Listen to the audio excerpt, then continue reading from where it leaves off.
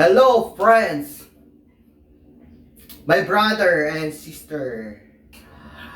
Ang science of creation in Genesis, God give us 123 years to live in this material world.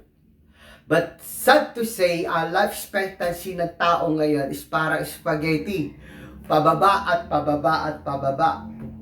Ano pa yung masamang karamdaman ng mga lola at lolo natin noon na ay nakikita na po natin yan sa mga millennial ngayon. Ang nakakalungkot, yung karamdaman ng nanay at tatay mo noon, nakikita na po natin ngayon yan sa mga bagong henerasyon. Guys, kung paanong nasuppress natin yung elevated sugar, triglycerides, cholesterol, creatinine, uric acid at iba pa, bakit hindi natin na-suppress yung pagbulusok na life expectancy ng tao? Guys, pare-pareho po tayo. Mama ko at the age of 54, 53, namahinga na po dahil sa masamang karamdaman. Guys, huwag po tayong pumayag na magpapahinga tayo na hindi man lang tayo mabot ng 80, 90 or 100. Dok, wala na tayong magawa. Kinuha na siya ni Lord. Pahay ba kayo nun? Di po. 7:17 ng Ecclesiastes. Basahin niyo po yun. Again, uulitin ko. 7:17 ng Ecclesiastes. Nakalagay po doon. Bakit ka mamamatay ni hindi ka pa humangga doon sa hangganan ng buhay mo? Ano ba hangganan dapat ng tao? Doon sa Genesis, yung sinabi ko po sa inyo kanina. Namatay ka dahil dyan sa masama mong karamdaman. Ang sabi ng Diyos, pananaw ko lang pa ito, hindi pa ako preacher. Ang sabi ng nilalang, sinabi ng creator natin, abay, wag kang mangmang. Nakakalungkot po ang pagkabanggit niya. Guys, huwag po tayong maging mangmang. Dahil sa masamang karamdaman, napakabata pa natin, nakaratay na tayo sa ospital.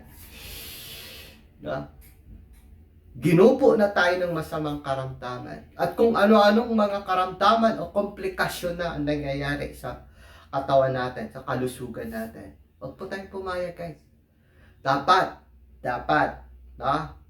full of wisdom and knowledge tayo about doon sa itinanim ng ating Creator. Nasa Biblia din po yan Ecclesiastes 38:4, Ezekiel 47:12, Revelation 22:2 at Genesis 1:29 at marami pa po na kapag ang tao magkaroon ng masamang karamdaman, dapat lingunin niya yung itinanim ng Creator natin.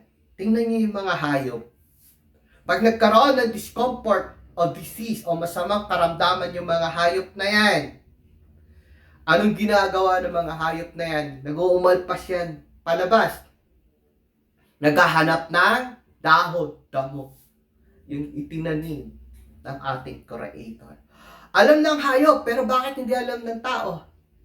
Anong ginamit ng tao? Sa panahon natin ngayon, ano ang ginagamit ng tao pag siya'y nagkaroon ng masamang karamdaman? Guys, lingunin nyo lang po, yung panahon ng mga magulang, panahon ng mga patriarka, panahon ng hari, panahon ng mga propeta, believe me, pag nagkaroon ng masamang karamdaman, ano ang hinahanap? Ano ang ginagamit na panglunas? Diba? Yung tanim ng ating Creator. Bakit sa panahon natin ngayon? Kaya tama po yung akdang batas, Republic 84-23 na Traditional Alternative Medicine Act na limbag po ng dating Senador Juan Claver. Na dapat paglaliman pa natin ang pag-aaral ukol dyan sa mga herbal na yan and green leaves na yan. But there are certain herbs for a certain blood type. Hindi po kasi bato ni Darna yan na kapag nilulun po natin, tinake po natin Darna, magaling na po tayo. No.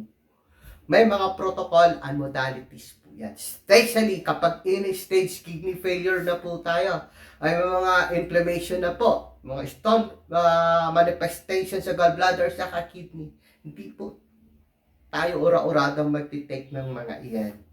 Again, sumangguni lang po kayo sa mga naturopathic practitioner, mga alternative medicine practitioners, mga holistic complementary, at saka yung mga functional medicine practitioners. Dahil kami po ang nakakaunawa at nakakaintindi kung ano yung dapat protocol, modalities, at physical manipulation. Like that, naturally, nare-reverse po natin yung masamang karamdaman ng tao. Para aabot po tayo doon. Ayaw mo umabot ng 100 years? Ang sarap kaya doon. Sayang yung 100,000. Okay? Guys, sumabaybay lang po kayo sa vlog namin. From A to Z na karamdaman po, isi-share po namin sa inyo yan. Okay? Lingunin po natin yung itinanim ng ating Creator. Thank you so much and God bless us.